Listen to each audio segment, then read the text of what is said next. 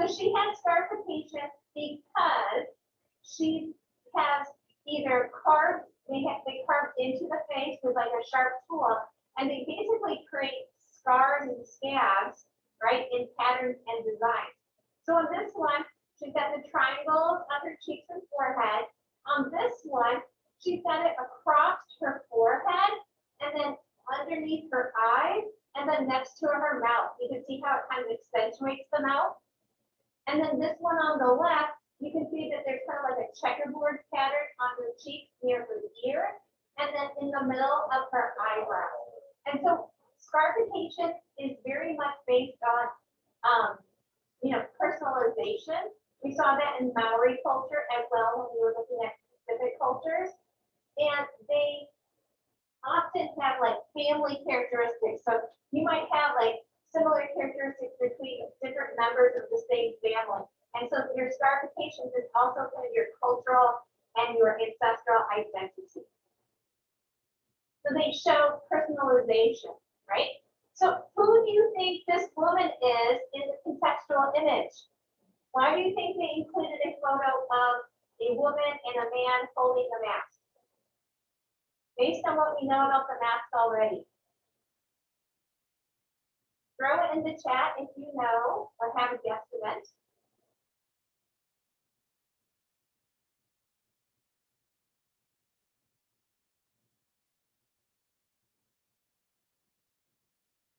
Any ideas? Ready to call on someone? Can someone throw it in the chat for me? Who do we think the woman on the left is? If we know, oh,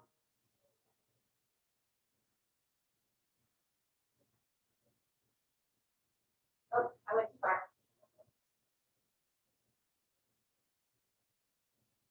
If we know these things. Right, thank you, Jeffrey. So it is the mask of the woman depicted on the left. So this one on the left here is Moyo Yatso, and she, her husband had this made for her when they were first married, and she was known as a great dancer in her youth. And so these were made for women of prestige. These are made for women who need to be honored in their society. And so she was a revered ancestor and elder for the people in her community.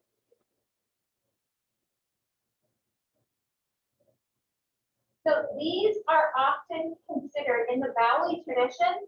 They have something that's called a Ndomo, and this is your double or your namesake. Typically, these masks, and we'll also see an example of a sculpture, they're never seen together. So this is actually kind of rare. This is a contextual photo because sadly, this woman had to sell her mask to a collector to raise funds for her family, right? They were sadly destitute, and so she was forced to have to sell something that represents her, right, to a collector.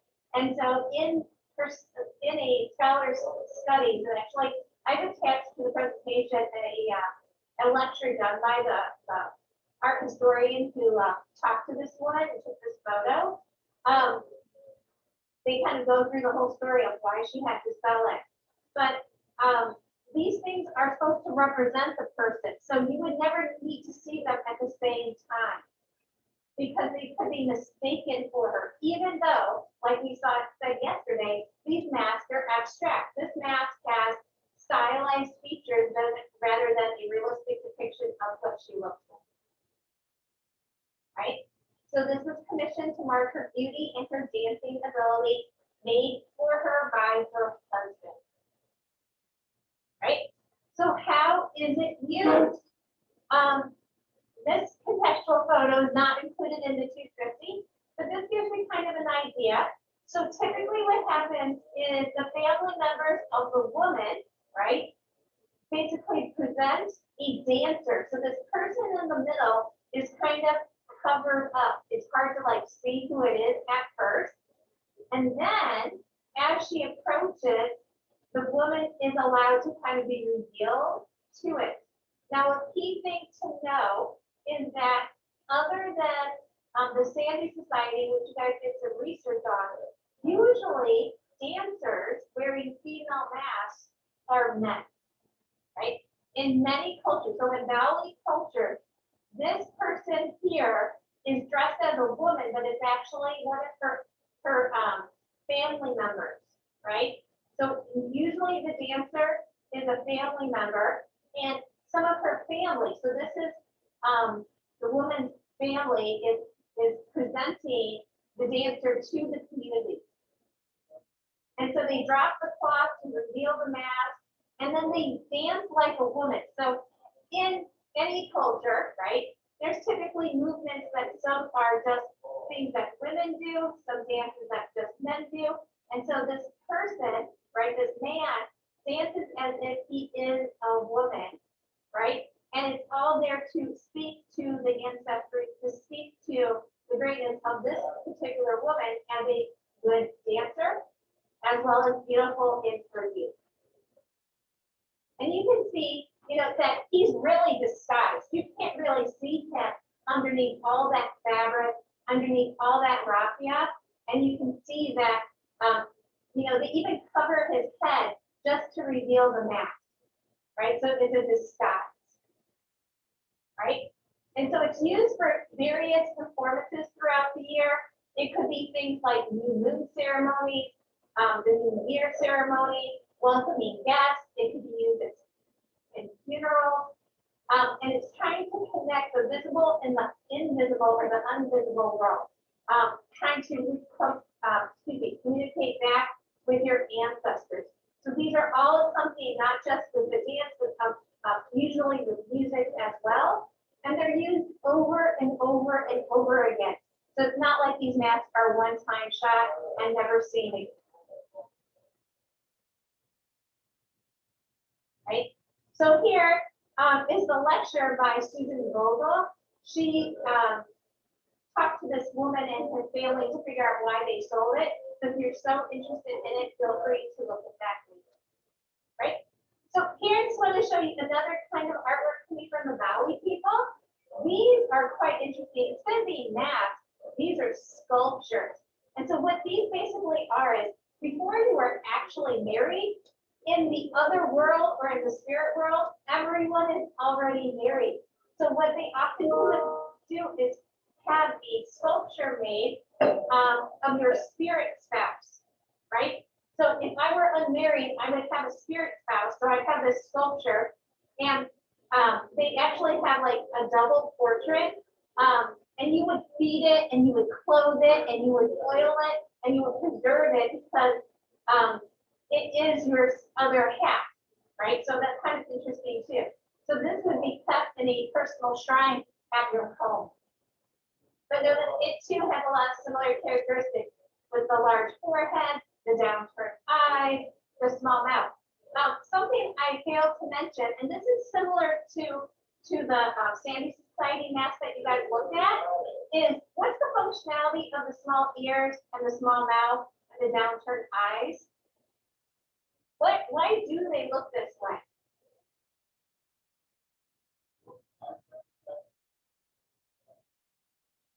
Why do they look this way? Or do you remember from your essay?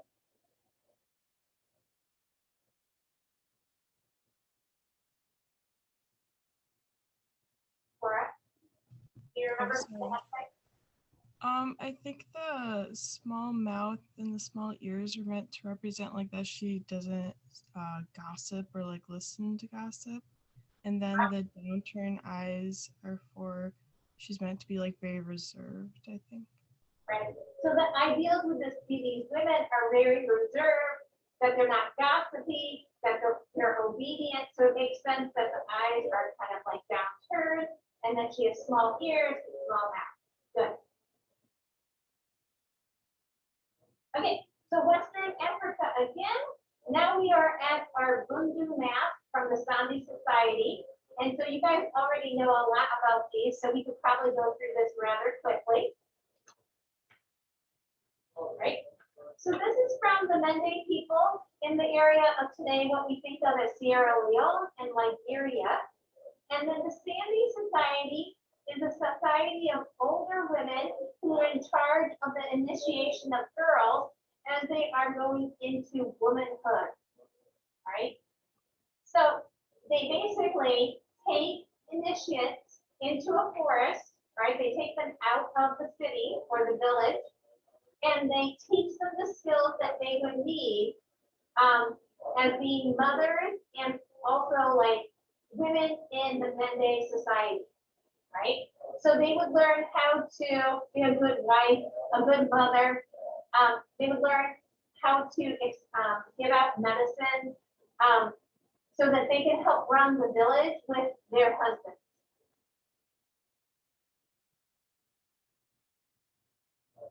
So why are the initiates wearing white?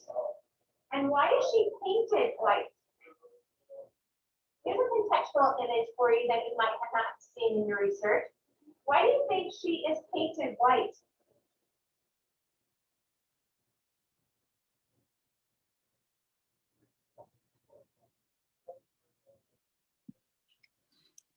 I think it was to make her look not like a woman, kind of, it was a moment of transition for her. Exactly. Because when you look at the map, they're very dark, right? And that it's kind of like that darkness is like a symbol of womanhood, and it's something that's revered as like feminine beauty. And here she's kind of like the opposite of it. She's kind of, it's like, I don't want to say pureness necessarily, but it's like she hasn't transitioned fully into womanhood. So she's not fulfilled. She's not a full woman in the society yet.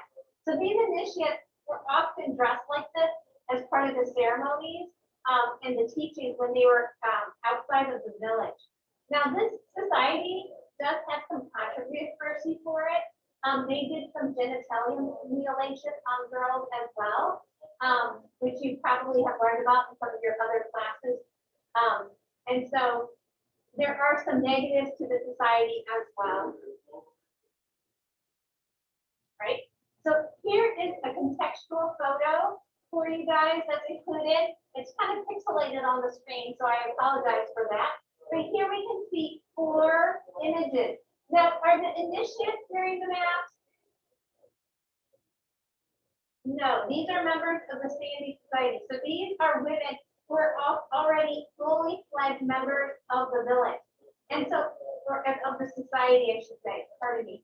And so what I wanted to do, not necessarily watch this whole video, but I wanted to show you just a little bit of how they're used, right? So you can see how the masks are used with the costuming. You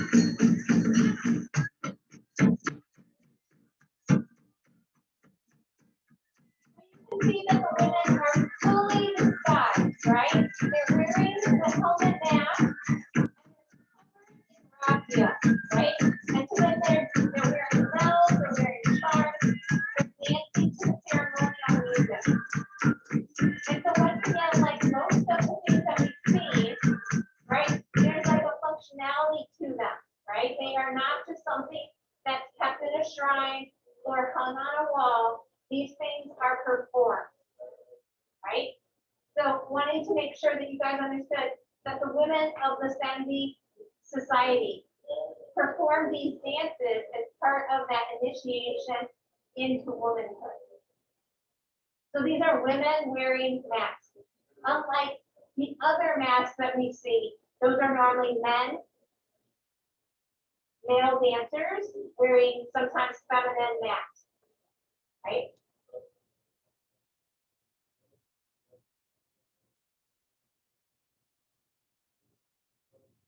So here we talked about all of these things already.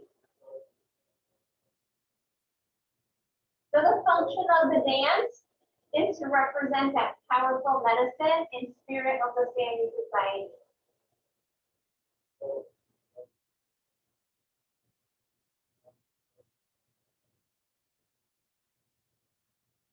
Right? So how does the mask represent ideal beauty? What are the characteristics of this that represent ideal beauty? Who can give me one?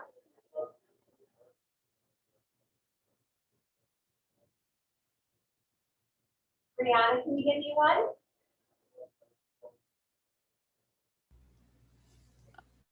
The neck rings. Yeah, the neck rings are really kind of cool. They look very fleshy. And so there's different ideas about those. They could be rolls of fat, right? Because fat would actually mean that you're eating well, right? Or they could also be like a chrysalis that contains a butterfly. So they could represent that as well. The whole shape kind of looks like a chrysalis in a way, doesn't it? Looks like what a moth or a butterfly comes from. What else does it have? What are some other ideas of beauty on this one? That's a similar characteristic to the Baule mask that we saw as well.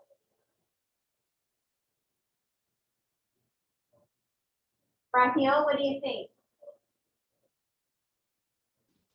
The small ears and small mouth. Right. Got small ears, small eyes, small mouth. Anything else? Juana, you have anything? Is it scarification on the cheeks? It does. They have scarification on the cheeks. You can barely make it out in this image though. But yeah, there's scarification next to the cheeks by the ears. Right? It has a large forehead, right? And it's very dark and shiny, right? And so those would be ideal. Dark skin, shiny, healthy looking skin, scarification, small features other than that big forehead, right? Has a small mouth, elaborate detailing, elaborate hair, right? Look at this stuff here, right? This is supposed to look like kind of like woven hair. And then neck rolls, right? And so the neck rolls often symbolize that butterfly, but also milkweed protects itself from its predators. So it has a protective sort of symbolism to it as well. So it's like a new life, protection, as well as more prosperity.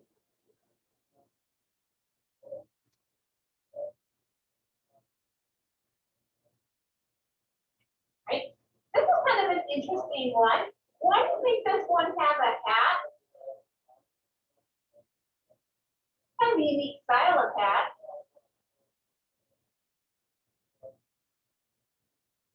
Yesterday we talked a lot about colonization, right? So this is kind of like Western style migrating to Africa. Okay, questions on the Mende Society of XOA maps? You guys good? Okay. Okay, so the next piece we have is the only piece that's in Chicago. It's the only piece that's in Chicago. So it's at the Art Institute of Chicago. It's from the Yoruba people of southwestern Nigeria. It's traditional architectural sculpture. And so it's in the African section at the Art Institute, like I mentioned. Right? So here we have our veranda post, right? And the name of it actually tells us a lot about it already. So it is a veranda post, an equestrian figure, and female caryatid. And we actually know who the name of the artist is. This is by Olowe of Ise. He worked for the king. He worked for the leader of the Yoruba people. So he was fairly well known and documented. Right? So if it's a veranda post, where would it have been placed? Oh, sorry. Excuse me, information about the artist I forgot about. So here we have Olowe of Ise. This information about him. From a very early age, he worked for the king, and so he was part like a governmental official. And that's one of the reasons why we know who he was. Right? So its original location, if it says it's a veranda post, what's a veranda? What's a veranda?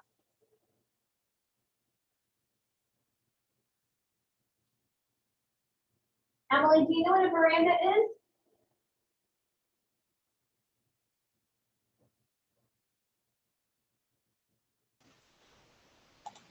Isn't it like a platform, like that's kind of like on a higher level? Or I would say it is a platform. At a higher level, sometimes it's elevated. Usually it's elevated a little bit. You guys probably have something very similar attached to your house. What would be the equivalent to a veranda? Anyone know on your house? Or a house? You don't live in a house. A porch or a deck. So this was part of a veranda. So it's kind of like a covered area that's outside of one's home. And there was 4 different veranda posts that Olowe of Ise carved for the king. And so here you can see the one that we're looking at right here in the middle. So if someone were coming to visit the king, they would walk through this area before they would go to the meeting room to see the king. So they would be able to see his power and prestige in the carving in the veranda. Right? So they called it a caryatid. Now we have seen caryatids before.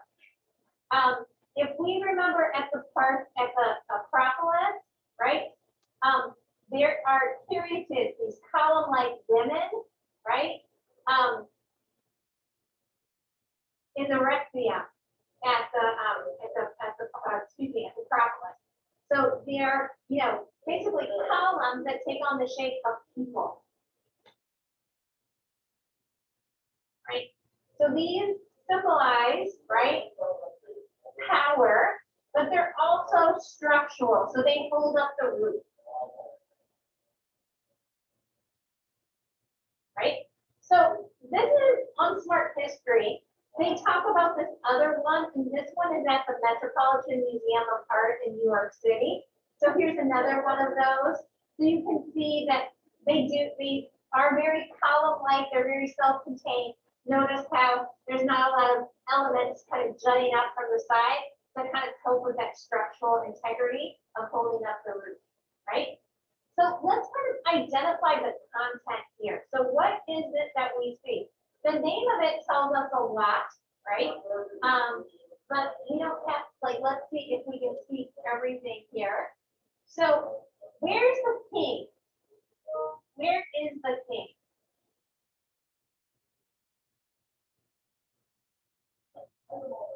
Who can identify where the king is? Alana, can you help me? Is he the one who is seated on the throne in the middle? Right. So he's seated on a throne in the middle. And I know it's the king because he's obviously on the throne, right? But also he's wearing a crown with a bird on the top, right? So he's like a protector image or a protector figure. So he's got a crown in the shape of a bird, right? Who is behind him? Who is this big blue person behind him? Any ideas?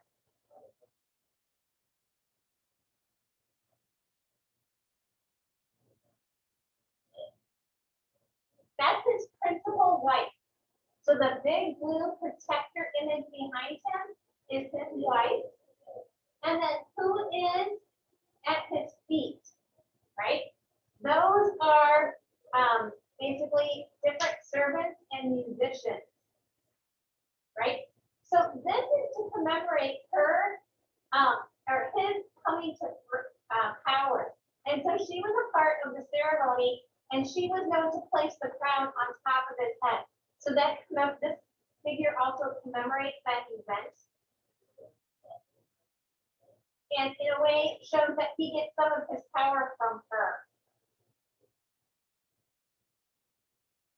So here you can see her standing behind him. And this is in the African exhibit at the Art Institute. Right? At his feet, we have his junior wife.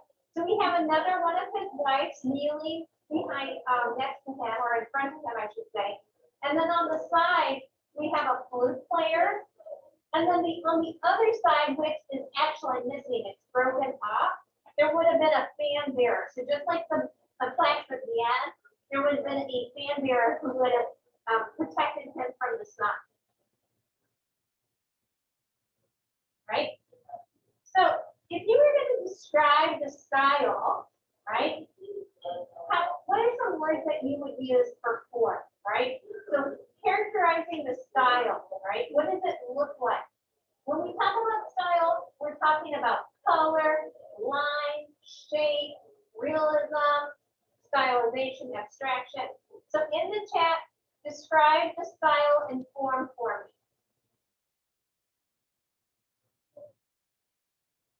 You can just add it.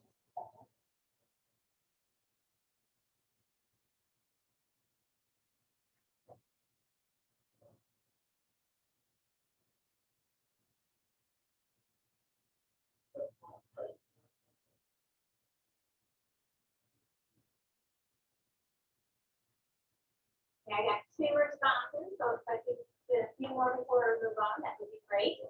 So in the chat, throw in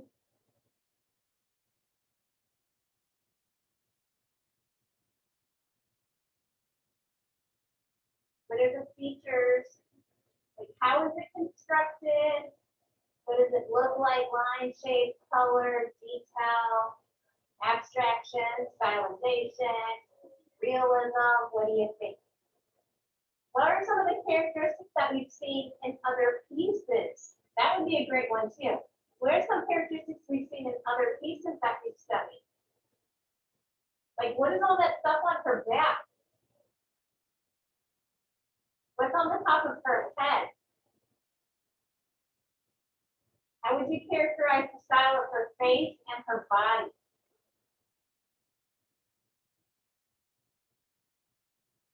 How would you compare the relationship between the different figures? There's some major differences in how they're portrayed, as well as in the scale.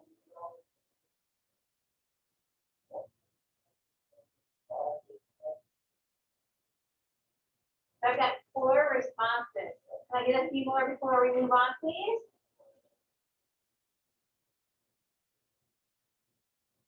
So what do you think? They have a long neck, so I feel like it's like long. I have a torso long, not short. Yeah, there's kind of an elongation of the neck and the torso. Yep. You got an elongated face, right? So now I can start kind of looking at what you guys got in the chat. Thank you for sharing. So it is abstracted, right? This is not a completely realistic representation of the royal family, the king and queen. They've got like stylized or simplified shaped eyes. They do have kind of a broader nose. She has like a smaller mouth, but she does have a really elaborate hairstyle. So it looks like it's kind of braided and woven at the top of her head. Isabel was mentioning in the class that she's elongated.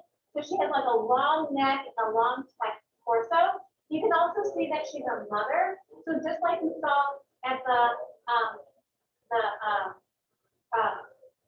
Aztec, right? Remember the sacrificial contextual,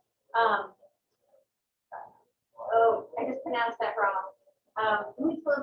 Remember when she threw his sister down the hill and her body was dismembered? She's got kind of like the saggy breast. And so that denotes that she's a mother, right? So we see scarification on her back, right? And then, right, also focusing on this, there's a sense of caryatid scale, right?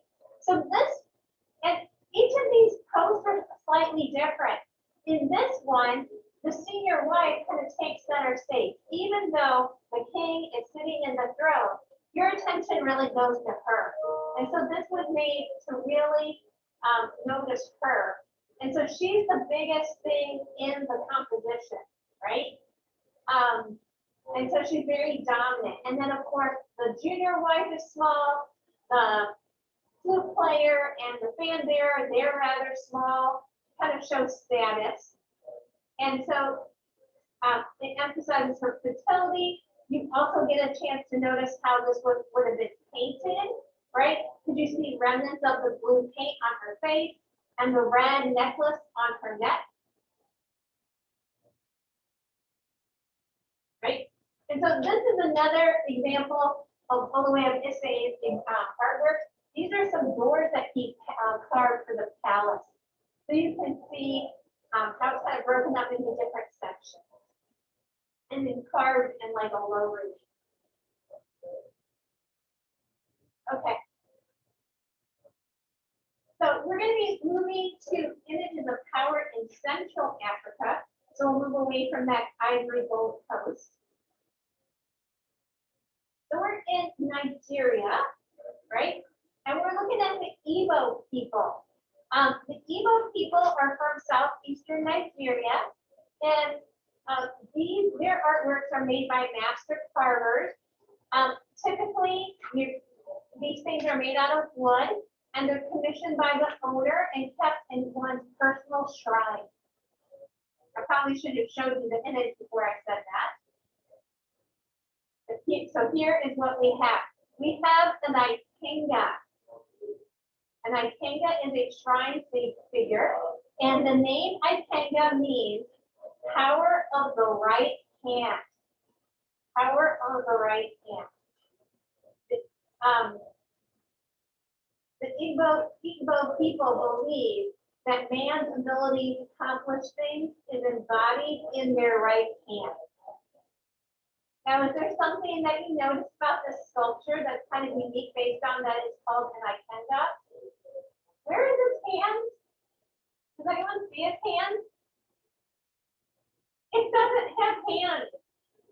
Totally confusing, right? But some of these Ikengas do have hands, and they often are holding things in their hands. They are just abstracted and it's implied.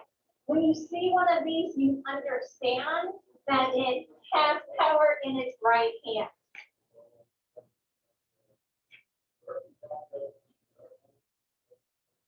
Okay, so we're going to watch the video for this one, and as we're watching it, we're going to focus on how power is conveyed, since our theme for this Central African section is power.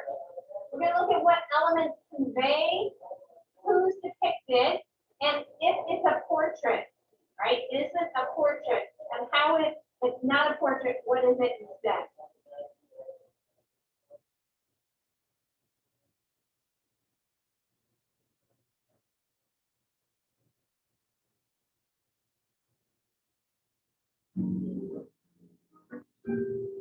One of the large ethnic groups in what is now Nigeria is Igbo. And among the Igbo, in northern Igbo land, is a tradition of creating what is known as an Ikenga. Ikenga are carved wooden figures that have a human face with animal attributes. They can be small, a couple inches, they can be very abstract. Sometimes it's more naturalistic, like the one we see at the Penn University Museum. Likely made for a warrior. He's seated on a stool, which is an important signifier of honor. He holds in his right hand, as all Ikenga do, a sword, and this is an expression of power.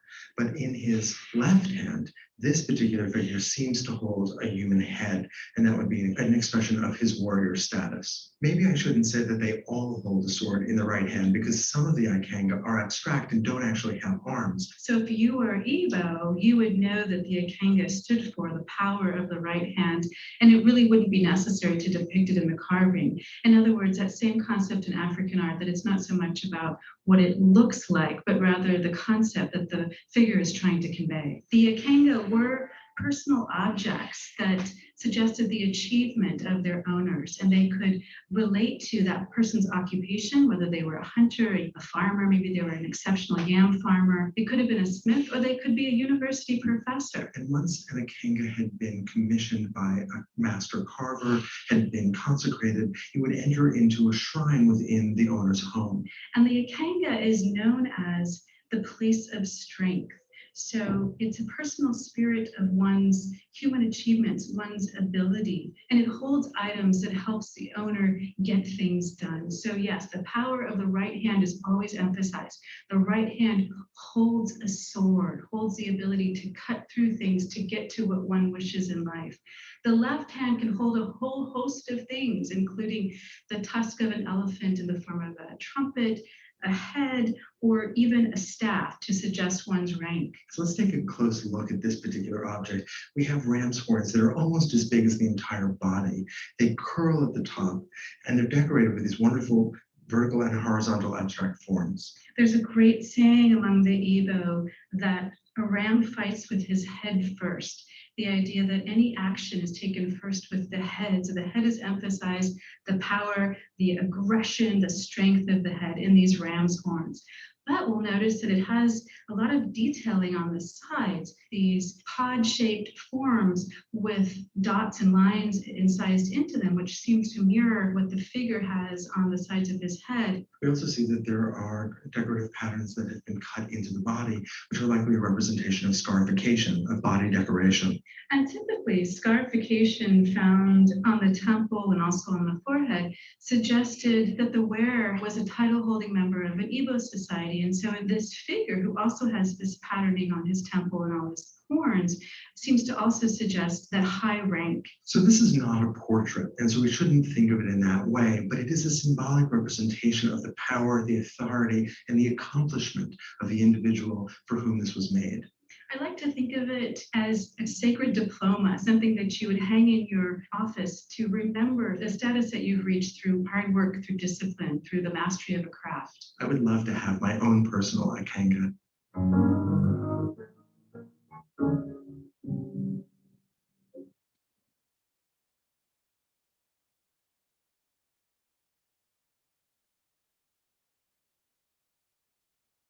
Okay, so here we have a man with his own Ikenga, and that of his father. So these were kept in personal shrines at one's home, right? So how is power conveyed, right? How is power conveyed in this Ikenga? What are you gonna say? What are you gonna write in your notes? How is power conveyed?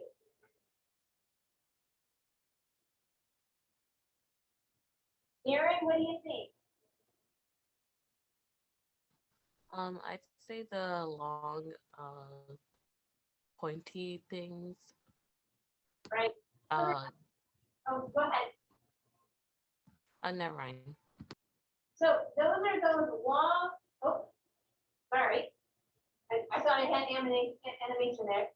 Those are those long ram's horns, right?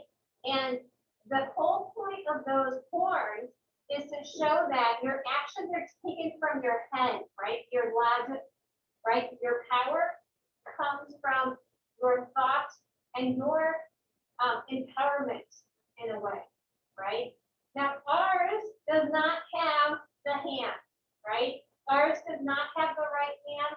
Ours does not have an object in the left hand to tell us anything either, right? So that's a little bit confusing.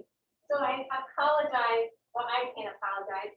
AP should apologize to you because this one is very different than all the other ones that are shared on Smart History. But this is real typical, right? They're typically kind of like these monoliths in a way. They're like these vertical sort of sculptures, and they often have ram's horns. They can be curled or they can be straight, right? And they typically have arms. And so the right hand is like the power thing, hand that normally conveys something about the person, right? This one is a warrior. This one's in the video. So we have a weapon or a sword, and then we have a skull in the other hand, and that denotes this person as being a powerful warrior. But also, it's not necessarily like when we saw the king figures earlier, right, with the Olowe people, where it was like there's like a signifier of who this person is. Most of these are just conveying power. So a lot of them have, like instruments of their power in their hands. So there could be lots of swords, lots of things to kind of denote power, right? And so kind of the stereotypes of like warriors, people who are educated, people who are studied, people who protect people. So these are the ways that things are conveyed, how, you know, like how the power is conveyed, as well as who is being depicted. So they often have large heads, and they often have something in their hands. Now, of course, this one does not, but typically they're holding things in their hand, and the most powerful thing is normally in the right hand. They have the ram's horns. They have scarification. Now, we can't see it in our image. This is the one, this is the image that the AP has given us. It's like high contrast, and you can't see the details in the face. So you're going to have to take what we can see or not see and know that there is scarification. And so scarification, as we've been looking, is personal. So scarification is going to identify who the person is that's represented. So that's going to be where that element of realism is. But the rest of it is not real at all, right? They're pretty much abstracted, right? So they don't necessarily look like the real person. There's different levels of abstraction. Some of them are really simplified, like the example we have, right? It's so abstract, it doesn't have arms. It's all implied. And that's something that abstraction does. As we move to the 20th century, and we start looking at people like Picasso, right? Which you guys worked on for your essay. Sometimes abstraction doesn't have to have all the things that we necessarily believe in order for it to look like something. We can eliminate details, and we still understand it as being a figure or a tree or a building. And so here we know the power in the right hand, but it's gone, right? And so these objects represent the power of the person represented. They represent your achievements. And that's one of the reasons why you would keep them in your shrine, and you would keep the achievements of your family ancestors as well. So here's another example. This was a little bit more representational. Can you tell what this person is known for?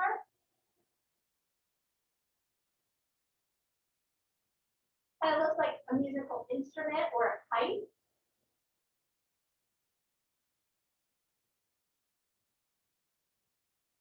We already went over a lot of this.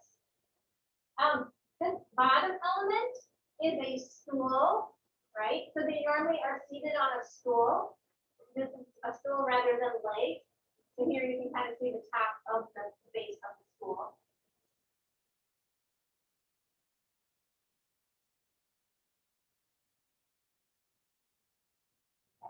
So here you can see a wide range of levels of detail, right? Where they look more human, and then they get less and less human.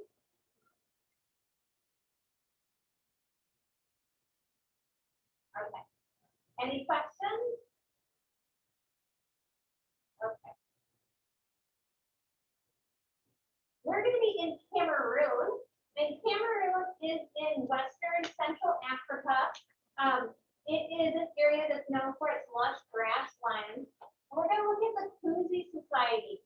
They wear masks in different masquerades, and these members of the Kuzi Society are elite men in society who gain their power from the Fang. The Fang is the king, right? So often what they wear in their masquerade shows the wealth of the Fang. So it doesn't necessarily show their personal wealth, it shows the wealth of the king. So they're often wearing things like leopard skins, feathers, the masks themselves, as well as some other things as well. Right? So here is from the Bamileke. This is one of the masks that they wear in their masquerade. And can you identify any animals, right? Any animals in this mask? What animals do you think are being represented in this mask? Go ahead and throw it in the chat. What are some ideas you have of what animals are represented?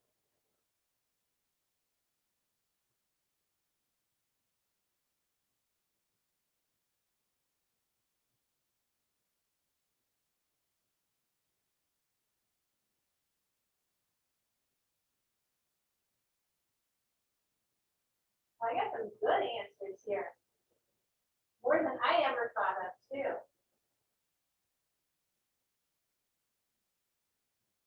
Okay. So, these have elephant and human characteristics. Now, I love, like, I see people saying zebras. I totally get it with the stripes and knowing that these are in the area of grassland, which of course is places where things like leopards, zebras would live. It does kind of have human characteristics, which could be monkey-like, right? So I think that's a great idea too. So this is an Aka elephant mask from the Bamileke people in Cameroon.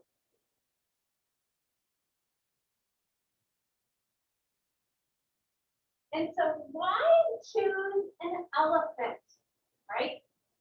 The Côte Society is a society that works exclusively for the king or the Fang. So why would the Fang or the Côte people choose an elephant for their mask? What are some of the qualities or things that could be symbolized in an elephant?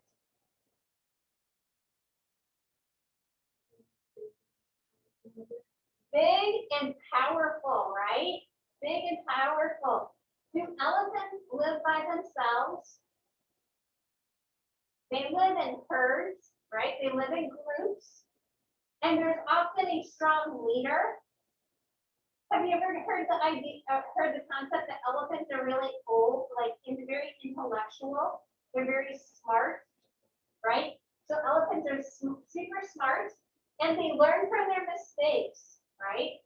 And so it seems very logical, I guess, that they would have an elephant mask that's kind of a combination of elephant and human characteristics. So it's got those big ears, and then it has like this long trunk, right? And then it has these human characteristics as well. It's got, human face. It's got human eyes, human nose, human mouth. Who could this represent?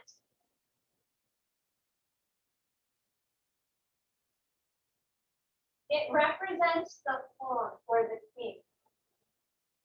So the king does not wear this mask, but the society and this mask wearer represents the king and the prestige of the king. So these Kuzi society people used to be just a society of warriors, and so they would protect the Fang, and they were men of high rank. So this was a very exclusive group. And you can see from this contextual image that not only do they wear the mask, they wear they're fully covered once again in this very elaborate dress, right? So they are used in dances. So these masks are used in something called an elephant dance, and it brings harmony and prosperity to the people. Not just the society, but to all of the people. And of course, a lot of that harmony, prosperity comes from the king or the Fang. So here we can see how they are used. I like to give you some contextual imagery here. Let me pause the video though, because I'm not sure if it's copyrighted. 179, right? Our reliquary figure by the Fang people. Oh, now I understand why I moved it. Because I wanted to talk about the function, right? This is a reliquary. Notice the reliquary of St. Foy. What's a reliquary? Little review here. What's a reliquary?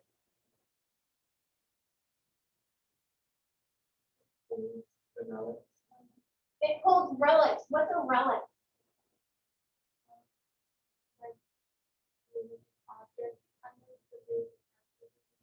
Right? It's often often a religious object. Now the special religious object, right? It's normally the skull, the bones, maybe something that would have been worn by a religious figure. Now, this is not necessarily a religious figure, but this would have been a guardian image for the bones of people from the Fang. Right? So let's look at these images. Now, these sculptures are guardian figures. They're actually not necessarily the vessel. The vessel are actually these containers underneath. So the container underneath contains the bones of members of the society, right? Members of the people. And these top images are the guardian figures. And they're normally protecting, these guardian figures are normally protecting prosperous men or women of the society, so of the people. Right? So there are examples of male and female versions of these, and they're often used before someone's death. So these protector images have actually kind of multi-purposes. They're often made during the initiation of men and women into the society. So they're shown quite useful. And they are there to represent the passing of knowledge from the past to the future. So this connection with your ancestors. So they educate young men, young women about their ancestors. So they are used as protectors, right? They are protect the bones, but they also are used in different ceremonies so that you gain your knowledge that you learn from the past.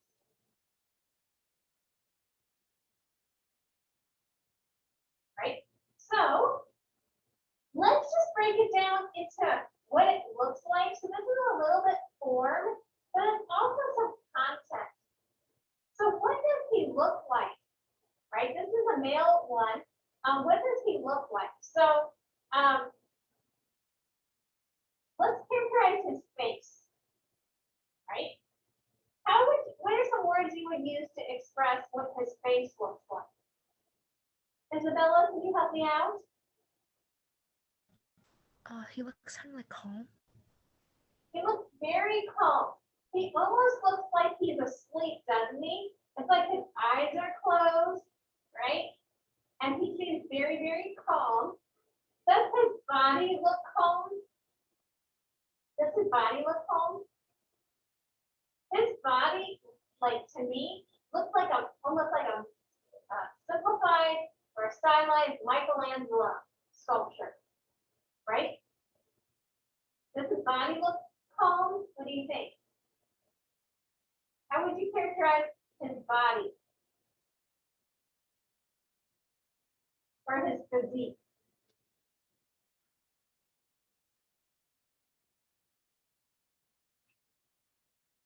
Katie, what do you think? I think he looks pretty calm because his arms are clasped and everything, and he's also pretty muscular.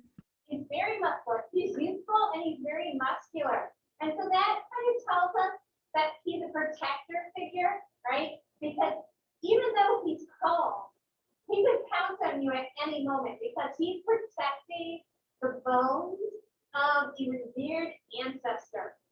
So he has some characteristics that are pretty common from this region of Africa. He's got a very elaborate hairstyle.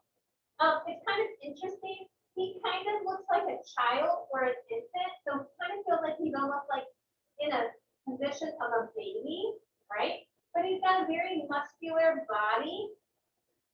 He has a herniated belly button. My son was born with a herniated belly button. It's basically where the umbilical cord pulls the belly button out, so it's like an extreme outie, right? And so that would be a connection with fertility, right? This idea of fertility would be shown there.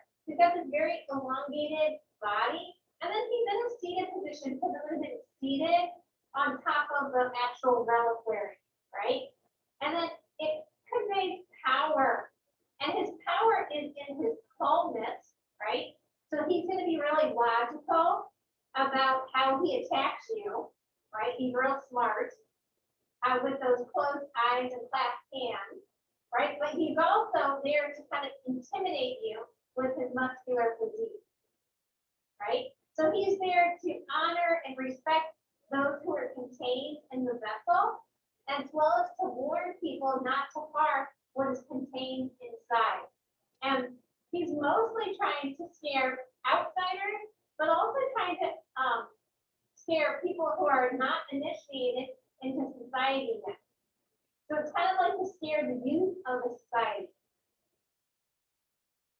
And so because these people were migratory, they would transport the bones of revered ancestors with them as they moved. So it was necessary, since they didn't cremate and they didn't bury people in the earth, they would not take everyone. I want to make sure these are only revered members of society that are kept inside these reliquaries, but they would move and transport them as they move from location to location in the rainforest. So that's what this map is here, so that we can see how the people migrated across Cameroon. The Côtes, they also have used guardian figures for reliquary. These ones are much more abstract. These are very, I don't think common, but like if you were to look at an African art history book, you would probably see some examples of these bronze guardian figures. So they're very stylized, and they too would have been kept on top of containers, right, that held the reliquary or held the relics of revered ancestors. So here you get kind of idea of the scale and the size of these. And then they kind of have these very abstract bodies, and they kind of have like these mask-like heads. Okay, that's all I have for today. We're going to look at power imagery tomorrow. So if you haven't turned in your essay questions, make sure that you do that for me. If anyone has any questions on their way out, let me know, and then we can discuss. And then, like I said, Thursday, we'll finish up Africa, and then we will do some Kahoots to review for our quiz for the next week. Okay, I'll see you guys later.